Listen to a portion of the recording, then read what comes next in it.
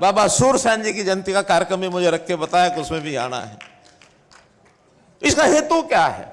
हेतु यह है कि महापुरुषों को बार बार याद करने से हमारे जीवन की कुछ कमियां दूर होती हैं, इसलिए हम उनको याद करते हैं। और इस काम में सरकार ने योजना बनाई है कि संत महापुरुष विचार मान सम्मान के जो कार्यक्रम हैं, ये योजना है, इसको हम लगातार करते रहेंगे। इसका अभाव था, इसको हम दूर कर रहे हैं, इस ओर आगे बढ़ रहे हैं। और मुझे इस बात की खुशी है कि जो ब्राह्मण समाज है, भगवान परशुराम जी के चिन्हों पर चलने वाला, जैसे कहा कि कुछ जन्म और जाति से पहचान नहीं होती है ब्राह्मण समाज की। ब्राह्मण समाज जैसा एक शब्द का अर्थ अगर निकाला जाए, ब्रह्म जानाति ब्राह्मणः, जो ब्रह्म को जानता है वो ब्राह्मण है। जो भगवान के दर्शन करा सके वो ब्राह्मण है। ब्राह्मण को ज्ञान है, ज्ञान भक्ति भाव वो सिखाता है, सदाचार वो सिखाता है, शिक्षित वो करता है, कुशलता वो सिखाता है। बहुत से ऐसे गुण होते हैं व्यक्ति के, उन गुणों को आगे बढ़ाने के लिए और समाज को एक दिशा देने का काम ये हमारा समाज करता है। और हां, अन्याय के साथ लड़ाई का काम भी भगवान परशुराम जी की सोच की देन है। अन्याय सहन नहीं करना है। जीवन के अंदर वर्गों का संघर्ष चलता रहता है, तो अन्याय के प्रति सचेत होकर के उसका मुकाबला करना। आखिर तो हमारे देश की आजादी जब हमने प्राप्त की तो कितने ही लोगों ने उसके अंदर संघर्ष करके अपने जीवन का बलिदान दिया। वीर सावरकर जी का नाम ले लो, मंगल पांडे के जैसे नाम की बात आई, कितने ही महापुरुष इस काम में आगे रहे। ब्राह्मण समाज के भी वीर जवानों का, बलिदानियों का बहुत बड़ा योगदान उसमें रहा है, उसमें कोई कमी नहीं रही है। तो मैं समझता हूं ब्राह्मण समाज का दर्जा समाज में एक ऊंचे दर्जे के नाते जो रखा गया है, उस दर्जे को हम सब मेंटेन रखेंगे और उस दिशा में आगे चलते रहेंगे। ज्ञान, धैर्य, उच्च चरित्र, मानव मात्र के कल्याण की जो बात है, ये लगातार हम करते रहेंगे। तो मित्रों भाइयों, आज भी समाज के अंदर बहुत सी कुरीतियां हैं। इन कुरीतियों को समाप्त करने के लिए अगर सबसे आगे आना होगा तो अपने इस समाज को आना होगा। चाहे वो दहेज प्रथा है, चाहे वो भ्रूण हत्या जैसी, ऐसा एक लोगों ने कुछ इस प्रकार से कुछ कुक्रम करते रहे हैं, जिसको सरकार भी सख्ती से और जो लड़ाई लड़ रही है। तो इस प्रकार से हम धर्म की रक्षा करने के लिए सब बुराइयों को हमने मिटाना है। इसी प्रकार से जैसे नशाखोरी, ये नशाखोरी भी जो है ये बहुत बड़ा एक अभिशाप ये हमारे समाज में लगा है। इस पर भी हमको कमर कसनी है, आगे बढ़ना है। आज जैसा मैंने बताया कि खालसा पंथ की नींव रखते समय और उसमें स्थापना में पहले जो 2 शहादत दी गई थी, भाई मतीदास जी, भाई सतीदास जी, ये ब्राह्मण थे। गुरु तेग बहादुर जी के साथ इन्होंने शहादत दी थी। और आज करनाल वासियों की एक मांग भी मेरे पास आई थी कि क्या भाई मतीदास सतीदास जी के नाम से कोई एक चौक का नाम रखा जा सकता है? तो मैं घोषणा करता हूं कि करनाल में भाई मतीदास जी, भाई सतीदास जी के नाम से जो फुआरा चौक है, मुगल रेंज जहां बात शुरू होती है, वहां एक कुटिया जो निर्मल कुटिया वाली सड़क है, फुआरा चौक का नाम आज से भाई मतीदास सतीदास छिब्बर चौक ये रखा जाएगा।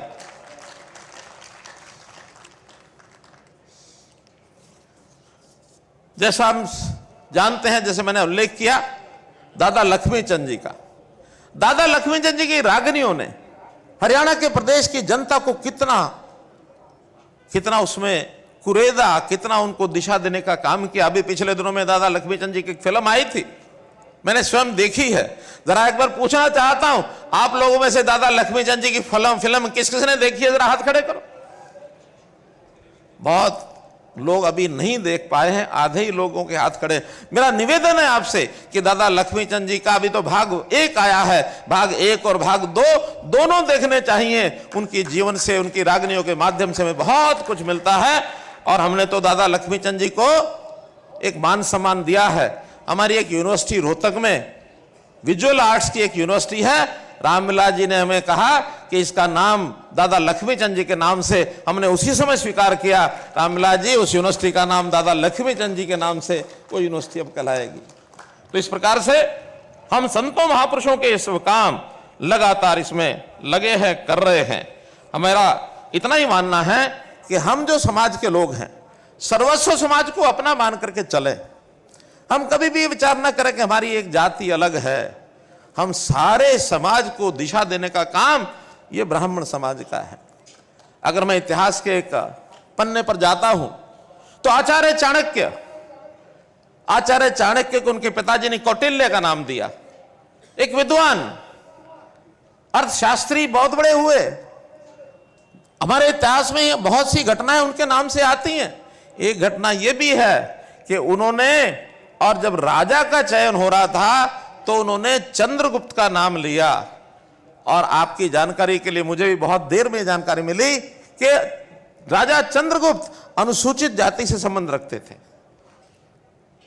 यानी आचार्य चाणक्य एक अच्छे व्यक्ति को, जो देश को कुछ न्याय प्रता दे सकता है, उसकी पहचान की किसी जाति से हो तो इसमें जातियों का उल्लेख नहीं होता है। हम पूरे समाज को, मैंने तो 2014 में जब पहला चुनाव करनाल से लड़ा, एक नारा दिया था, हरियाणा एक, हरियाणवी एक। हरियाणा एक है तो सारे हरियाणियों मिलकर के करेंगे, हम जाति पाति के भेदभाव में नहीं चलेंगे। तो इसलिए मित्रों, हमको ये विषय भी ध्यान रखना है।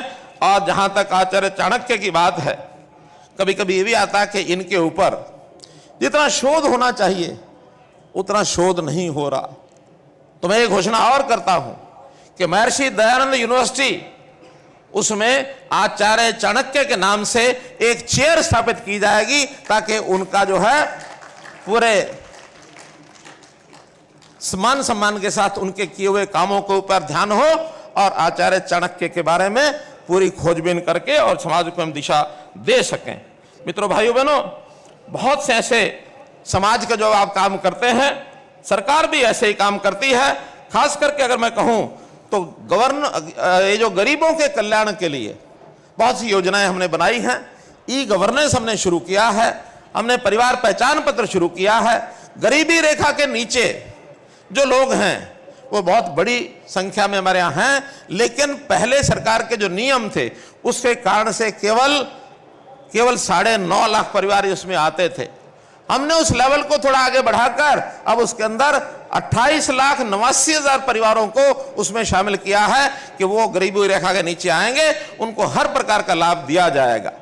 और जब हर प्रकार के लाभ की बात आती है तो गरीब कौन है कौन नहीं है, इसका जैसे उल्लेख हो रहा था कि हमारा बोर्ड उसका एक प्रकार से पहचान करेगा। अब वो जमाना अलग हो गया, क्योंकि आज आईटी के माध्यम से हम सब घर घर की जानकारी रखते हैं। आज हमको पता है किस जाति में किस आय के कितने लोग हैं। आय के हिसाब से, भैया ढोल बंद कराओ जरा,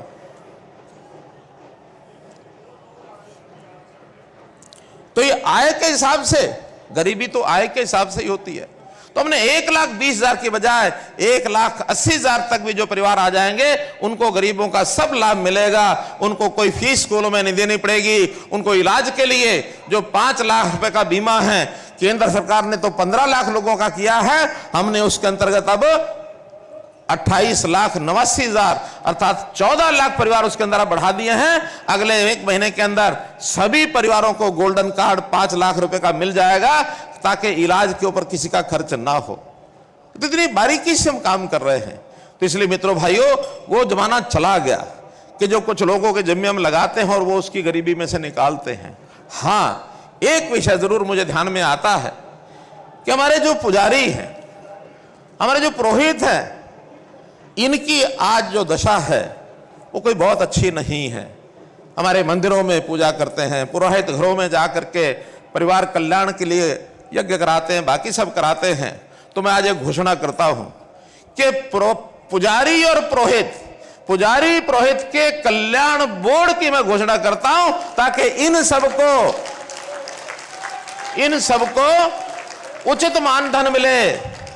और उसमें भी इनका जो काम है, एक पुजारी को कुशल वर्कफोर्स, एक कुशल कुशलता के नाते जैसे अलग अलग पे स्केल होते हैं, तो एक कुशलता के आधार पर इनका मिनिमम वेजेस, न्यूनतम आय, इसको फिक्स किया जाएगा, ताकि इससे नीचे किसी पंडित पुजारी या जो पुरोहित का काम करने वाले लोग हैं उससे नीचे पैसा न मिले। हम एनफोर्स करेंगे कि इनको वो पैसे का लाभ इनको मिले।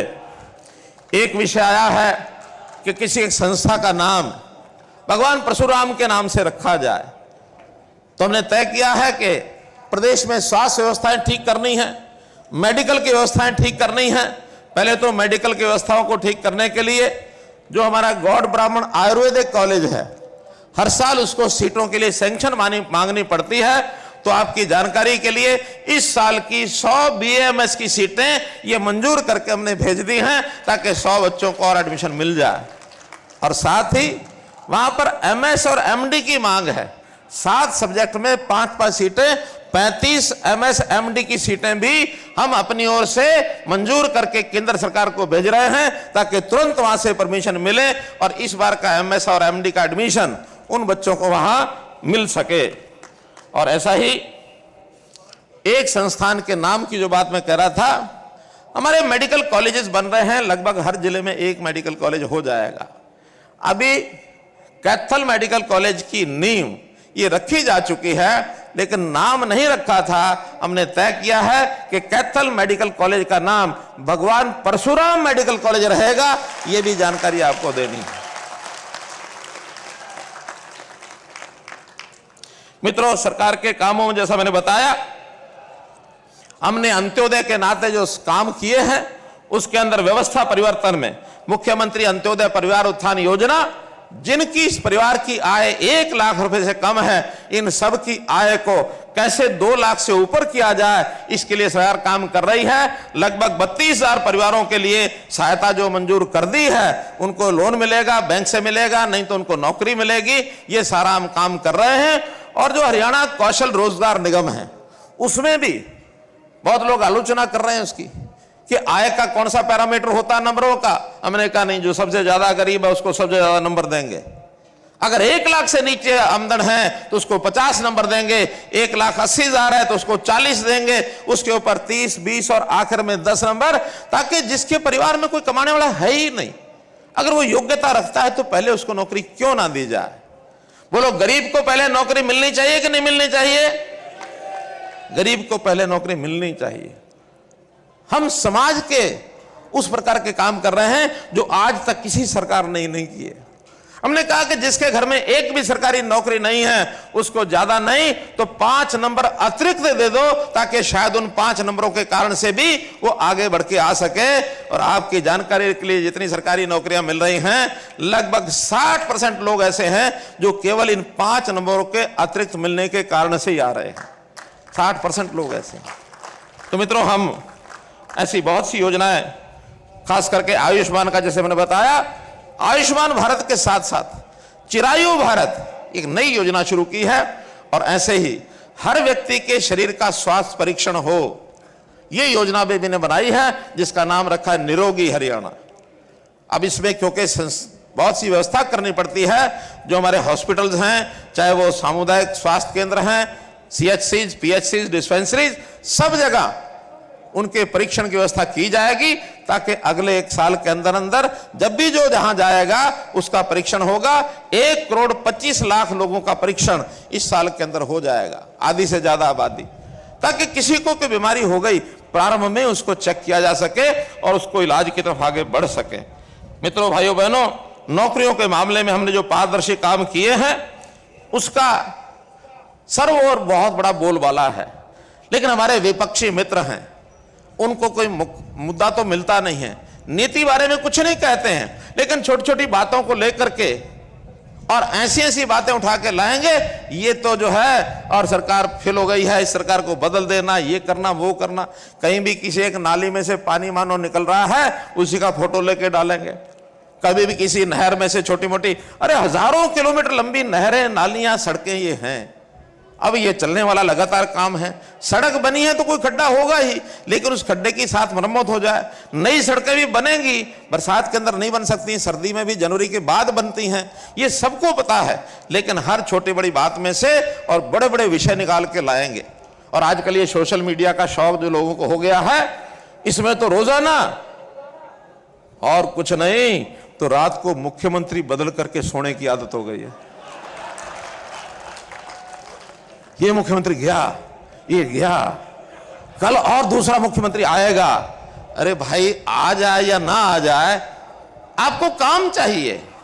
भारतीय जनता पार्टी का जो मुख्यमंत्री होगा, जो प्रधानमंत्री होगा, वो जनता के हित में काम करेगा। ये हमारी विचारधारा का हिस्सा है, ये हमारी उपलब्धियों का हिस्सा है, ये हमारे मैनिफेस्टो का हिस्सा है। व्यक्तियों के हिसाब से कुछ बदलता नहीं है। इसलिए मित्रों, भाइयों बहनों, हम सब काम करने वाले हैं, एक टीम के रूप में काम करने वाले हैं और टीम के रूप में ही निर्णय करते हैं। किसी एक मैनिफेस्टो, किसी एक सोशल मीडिया और बुक क्या बोलते हैं उसको, फेसबुक के माध्यम से, ट्विटर के माध्यम से ये निर्णय नहीं होते हैं। हाँ, मजे लेने वाले लोग लेते हैं, मजे लेने वाले लोग लेते हैं।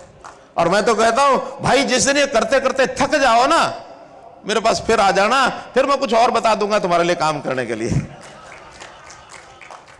तो मित्रों, भाइयों बहनों, नीतियों की कोई समीक्षा करता नहीं है। विपक्ष के लोग लगातार कोई ना कोई छोटी छोटी बातों की जो आलोचना करते हैं, और कुछ भी बात न मिले तो छोटे छोटे धरने प्रदर्शन, उनको उकसाने की बात करते हैं। चल 10 लोग धरने पर बैठ जाओ, तुम अपनी मांग बना के लाओ। हम कहते हैं धरने प्रदर्शन के बिना आप हमको आके बता दो। हमारे बहुत तरह के पोर्टल खुल गए हैं, सीएम विंडो, जिसके ऊपर 12 लाख लोगों ने अपनी ग्रीवेंसेस डाली हैं। मैं हर जिले में जा रहा हूं, 500-500 700 लोगों की बात सुनता हूं, अधिकारी साथ जाते हैं। आपको धरना प्रदर्शन की जरूरत ही क्या है? पहले आके बताओगे, योग्य समय पर समस्या का हल हो जाएगा। समस्याओं का हल करने के लिए बहुत योजनाएं हमने बनाई हैं। हर दिन किसी एक योजना को पकड़ के इसको हल कैसे करना है, समस्याओं का समाधान, विवादों का समाधान। मेरा खुला चैलेंज है, आप समस्या के लेके आओ। मनोहर लाल का नाम समाधान है, हर चीज का समाधान हमारे पास हम करेंगे, हर चीज का करेंगे। कोई विकास की बात है, कोई डिमांड है, मांग है, कोई पैसे की कमी नहीं है। 1,77,000 करोड़ रुपए का पिछली बार हमने बजट घोषित किया था, और इस बार और आगे बढ़ेगा। ये शोर मचाते हैं, कर्जा ज्यादा, कर्जा ज्यादा, कर्जा ज्यादा। अरे भाई, कर्जे के एक सिस्टम है। आपके समय भी 1 लाख करोड़ रुपया कर्जा हो गया था, अब 8 साल के बाद वो बढ़ेगा ही। कोई भी चीज 7 साल में, 6 साल में, 7 साल में डबल हो जाती है। और फिर हमारे पैरामीटर हैं, हम जो जीएसडीपी का 3% सालाना और टोटल कर्ज 25%, इससे ज्यादा कभी लेते नहीं हैं। हमारे सारे पास पड़ोस के प्रदेश दिवालिया हो गए हैं। उनके पास समय पर तनख्वाहें नहीं देती हैं, समय पर ठेकेदारों की पेमेंट नहीं करते हैं। हाँ, कहीं कोई गलती हो रही हो तो अपने समय में ही, चाहे पुरानी गलती हो चाहे आज के समय की गलती हो, उसको पकड़ने में, उसको दंडित करने में कभी झिझकते नहीं हैं। हमने बड़े बड़े ऐसे ऐसे लोगों के नाक में कस दी है नकेल कि गलती कर सोचेंगे नहीं। चाहे वो अफसर हो, चाहे वो नेता हो, चाहे वो जनता के आदमी हो, कर्मचारी हो, कोई गलती करता हुआ हमको ध्यान में आ जाए, रातों रात उसका बिस्तरबोरी कुंज करते हैं, रातों रात करते हैं। तो मित्रों, ये जो विपक्ष के लोग जो आलोचनाएं करते हैं, इनसे जरा पूछना चाहिए कि तुमने अपने टाइम पर क्या किया था। ऐसी योजनाएं जो आज हम बना रहे हैं, इन्होंने तो सपने में भी नहीं सोचा है। केवल कैसे लूटना खसोटना, सरकार का पैसा अपने और अपने चहेतों के जेब में कैसा डाले जाए, इसकी योजना लगातार बनाते थे। हम उससे कोसों दूर है मित्रों, मैं आप सब लोगों का बहुत बहुत आभार प्रकट करता हूं, जो सहयोग और समर्थन आपने दिया। लेकिन अंतिम वक्ता जो होता है, वो खत्म करने से पहले लोग जुड़े रहते हैं, इसलिए कुछ और बातें आएंगी, इंतजार है ना। तो एक बड़ी घोषणा मैं ये कर रहा हूं कि भगवान परशुराम जी का जन्मदिन अक्षय तृतीया, ये गजटेड हॉलिडे होगी और ये इस साल से लागू हो जाएगी।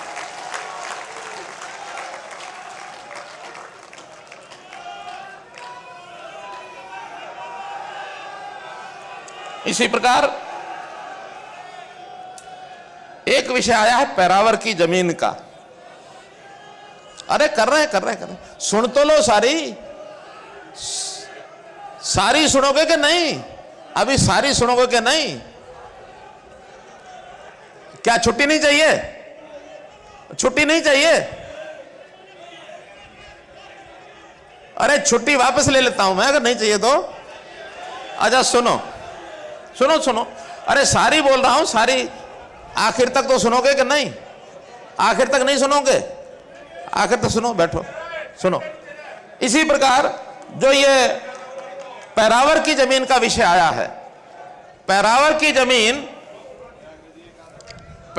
जमीन आपको पता है, ये झगड़ा आज का नहीं है। ये डिपार्टमेंट और हमारे सामाजिक संस्थान जो भी वहां रोहतक का संस्थान है, उसका झगड़ा ये 2013 में शुरू हुआ था। 13 तक 2 बार इसको एक्सटेंड, एक बार एक्सटेंड किया गया, 2 साल पहले टाइम था, 4 साल तक बिल्डिंग बनी नहीं। फिर उसके बाद इसके ऊपर पैसा वो नहीं भरा गया तो लगातार बढ़ता चला गया और एक नोटिस उसको कैंसिल करने का आ गया। डिपार्टमेंट भी गांव की बजाय शहर का हो गया। एचएसवीपी ने वो जमीन जो है एक्वायर कर ली।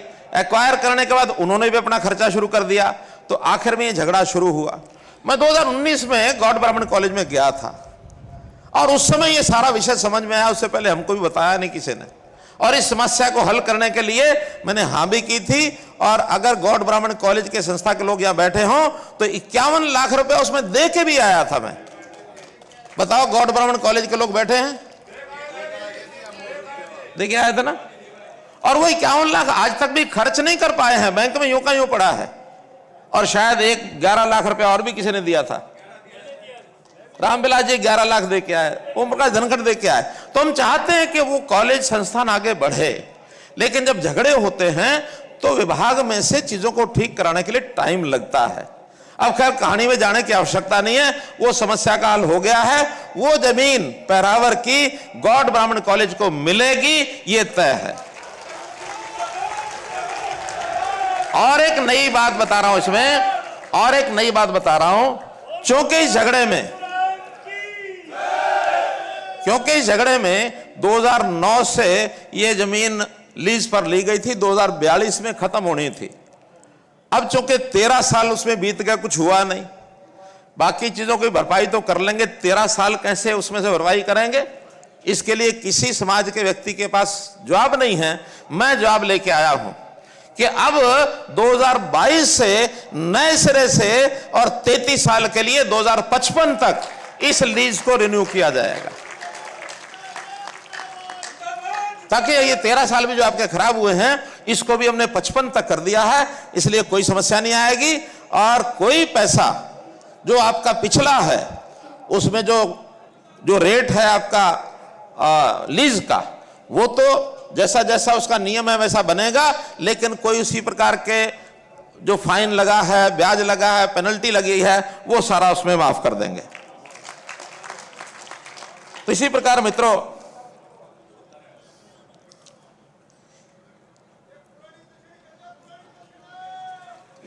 भगवान परशुराम जी के ऊपर एक मन में यह भी विचार आया है कि उनकी जीवनी पर, उनके चित्र से एक पोस्टल स्टैंप, डाक टिकट ये जारी की जाए।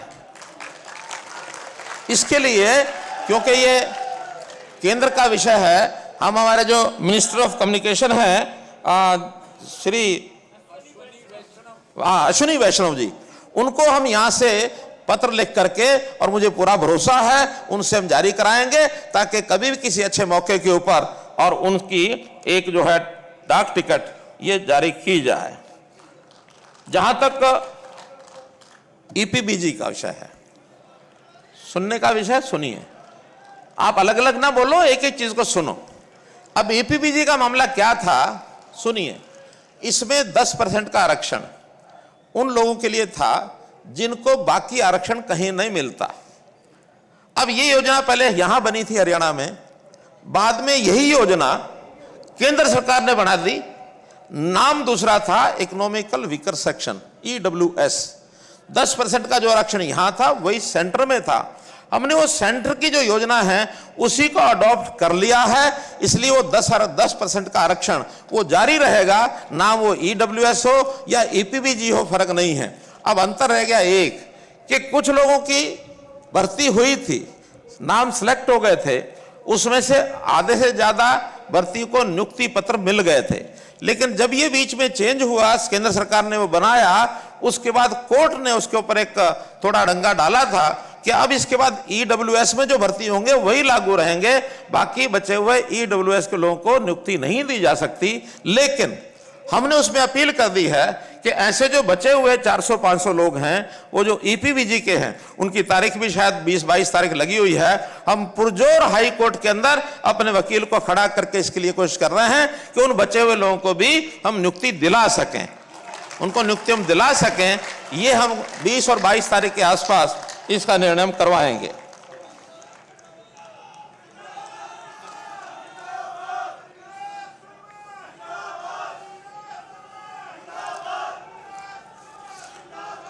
अब मित्रों, एक जो विषय रह गया है जिसके बारे में अभी नीचे से आवाज उठ रही थी, और वो विषय है डोलीदार। मुझे पता है ये भी बहुत से लोग इससे प्रभावित हुए हैं। ये जब डोलीदार का कानून बना था उस समय इस पर बहुत ज्यादा ध्यान नहीं दिया गया। बाद में जब ये कोर्ट में चैलेंज हुआ तो उसके अंदर कई बातें आई, हमने एक अमेंडमेंट उसमें किया था कि कोर्ट का जो रास्ता साफ कर दें। अब जो साफ हो गया है वो आपको बता रहा हूं कि इसके अंदर दो हिस्से हैं। एक प्राइवेट जमीन जो लोगों ने अपने पंडितों को, डोलीदार, भोंडीदार, जो भी कुछ नाम रखे हैं, उनको दी हुई है। एक है जो सरकारी जमीन है, पंचायती जमीन है या नगर पालिकाओं की जमीन है, वो भी उन्होंने दे दी। अब जो एक्ट बना करके केंद्र की भी मोहर उस पर लग गई है, वो अभी कुछ दिन पहले ये फैसला हो गया है कि जो प्राइवेट जमीन है, लगभग 1700 कुछ एकड़ है, जो बहुत गरीब छोटे छोटे परिवारों को और मिली हुई है गांव के अंदर, वो सारी प्राइवेट जमीन का जो डोलीदार का एक्ट है वो फाइनल करके वो जमीन छूट गई, वो उनको दे दी है। जहां तक सरकारी जमीन की बात है, सरकारी जमीन में भी जो ग्रामीण क्षेत्र की जमीन है, जो पंचायतों की जमीन ग्रामीण क्षेत्र की, उसमें भी यदि मकान बनाने के लिए या खेती करने के लिए थोड़ी जमीन दी जाती है, उसका भी प्रावधान मैंने करना है, पॉलिसी बनानी है। लेकिन उनको परिवारों को भी खेती के लिए और जो मकान के लिए आवश्यक जमीन, उसको छोड़ने का एक्ट भी हम बना देंगे, उसमें कहीं कोई कठिनाई नहीं आएगी। इसलिए, लेकिन जहां तक बहुत जिन्होंने धंधे व्यवसाय करने हैं, जिन्होंने करोड़ों की जमीनें वो लेकर के कुछ ने बेच भी दी हैं, कुछ ने बेचने का काम कर रहे हैं, उसके लिए थोड़ा कठिनाई आएगी। और मैं समझता हूं समाज सब बातों को समझता है। कुछ लोगों का तो लालच है, कुछ को अपना घर और अपने परिवार का गुजारा भत्ता करना, गुजारे भत्ते और जो मकान के लिए वो सारी जमीनें छूटेंगी। लेकिन जो बेच करके करोड़ों रुपए का लालच करते हैं, वो पहले ही कोर्ट ने बंद किया है, उसके ऊपर कोई रियायत नहीं दी जाएगी, ऐसा इसके अंदर एक निर्णय किया है। जहां तक करनाल की स्थानीय योजनाएं हैं, जैसा मैंने बताया है, अभी एक चौक का नाम फुआरा चौक, जो भाई मतीदास सतीदास छिपड़ चौक, वो हमने रख दिया है। एक जमीन का विषय आया है कि इनको कोई धर्मशाला के लिए जमीन, तो इसमें भगवान परशुराम सेवा सदन के नाम से एक 2000 मीटर का प्लॉट, ये इनको, क्योंकि वो एचएसपी का नियम है, उस नियम के आधार पर अप्लाई करेंगे तो उनको दे दिया जाएगा। तो इस प्रकार से 2000 एकड़ का ये प्लॉट, और केवल करनाल में नहीं, और भी जगह पर जहां जहां जरूरत होगी धर्मशाला के लिए आप लोग अप्लाई करेंगे, तो उसमें हम पूरी कोशिश करेंगे कि जल्दी से जल्दी वो जो नियम पॉलिसी है उसके हिसाब से ये प्लॉट दिए जाएंगे। इसी प्रकार ये जो भगवान परशुराम जी का चौक है करनाल में, उसका रेनोवेशन करना है, अपडेशन करना है, क्योंकि बहुत पुराने समय से उसका रखरखाव नहीं हुआ, उसका रखरखाव भी किया जाएगा। और भगवान परशुराम चौक से गांधी चौक तक वो जो मार्ग है, जो डॉक्टर कल्पना चावला के कॉलेज के सामने वाला मार्ग है, उसका नाम भगवान परशुराम मार्ग ये भी रख दिया जाएगा, ऐसा भी हमने निर्णय लिया है। एक हमने कहा है कि कोई शहर के अंदर बड़ा कोई पार्क यदि हमको मिलेगा, अभी ढूंढ रहे हैं हमारे लोग, अगर बड़ा पार्क कोई मिलता है तो वहां भगवान परशुराम जी का एक स्टैच्यू ये भी लगवाया जाएगा, ऐसा भी हमने यहाँ के लोगों को विश्वास दिया है। कुछ धर्मशालाएं हैं यहाँ करनाल में, कुछ धर्मशालाओं को तो पैसा हमने रिलीज किया है, हमारे पास आ गए थे एप्लीकेशन लेकर के, उनको दिया है, वो मान भी गया कि हमको मिला है। लेकिन 2-3 धर्मशालाएं ऐसी भी हैं जिनको वो मुख्यमंत्री का जो सहायता कोष होता है, जो उसमें डिस्क्रिप्शन कोटा है, वो नहीं मिलता है। तो यहाँ हमारे सुरेंद्र बड़ौता जी और बाकी संस्थाओं के जो अध्यक्ष हैं वो सब मिल करके जिनको नहीं मिला है उनकी लिस्ट मुझे तो क्या देंगे, अपने आप वो इकट्ठा करके और उसमें बांट लेंगे। 31 लाख रुपया उन धर्मशालाओं के लिए, और ये भी घोषित किया जाता है। बात 21 लाख की कही थी, उन्होंने कहा 31 कर दो, हमने कहा 31 कर दिया, कोई दिक्कत नहीं है।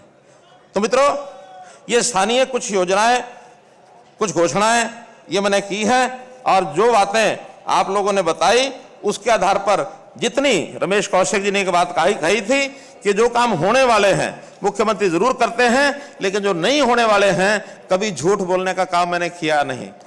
रास्ता निकालने के लिए समय लग सकता है, लेकिन कोई चीज नहीं होने वाली है तो उसके लिए घोषणा करना ये उचित नहीं होता, वरना एक बार घोषणा होने के बाद फिर पीछे पीछे दौड़ते रहते हैं सब लोग।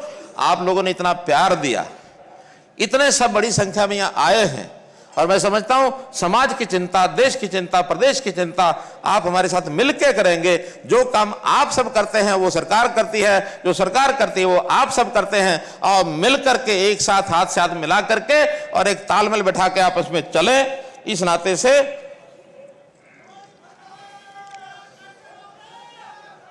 नाते से जो जो डिमांड्स हमारे नेताओं ने, सांसदों ने, चाहे हमारे रामविलास जी शर्मा पूर्व मंत्री हैं, चाहे सांसदों में संजय भाटिया जी हैं, हमारे अरविंद शर्मा जी हैं, डीपी वत्स जी हैं, रमेश कौशिक जी हैं, या अभी जो हमारे साथ जुड़ गए इंडिपेंडेंट इस नाते से बन रही, वो सांसद बने होंगे लेकिन वो पार्टी के साथ जुड़ गए हैं, इसलिए हमने भी उनको सांसद बनाने में सहयोग किया। कार्तिकेय शर्मा जी हैं, और जो हमारे विधायक और मंत्री हैं, जैसी जैसी उन्होंने सजेशन दिए वो सारे सजेशन के हिसाब से हमने ये सब मांगे मान ली हैं। बहुत बहुत धन्यवाद, बहुत बहुत आभार।